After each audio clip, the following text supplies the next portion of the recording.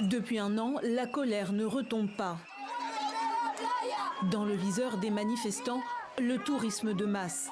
Deuxième destination touristique mondiale derrière la France, l'Espagne suffoque. Au premier trimestre 2025, le pays a déjà accueilli 17,1 millions de visiteurs, 94 millions en 2024, un record aux conséquences délétères. Comme l'indique ma pancarte, il faut réduire l'activité touristique. Les limites ont été dépassées.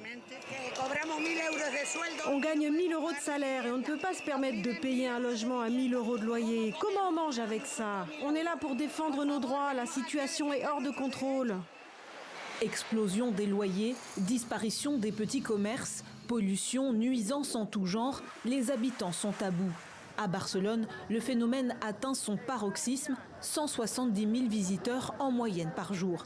Face à ce raz-de-marée, les manifestants exigent une régulation des loyers, un gel des nouvelles constructions touristiques et une prise en compte de l'humain et de la nature.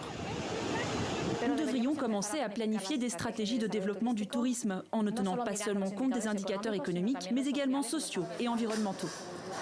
Une volonté qui pèse peu face aux enjeux financiers. En 2024, le tourisme a généré environ 126 milliards d'euros de revenus, en hausse de 16% par rapport à 2023. Le secteur représente désormais 12,3% du PIB et contribue à près de 70% de la croissance du pays. Alors pour faire face, la résistance s'organise au niveau local.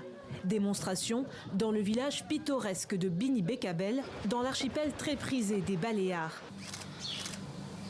Avec ses maisons blanches et fleuries, l'île est surnommée le Mykonos espagnol. Oscar y vit depuis 1972. Il a dû faire installer des barrières et des panneaux pour appeler au respect de son intimité. Le propriétaire est peut-être en train de manger avec sa famille. C'est gênant.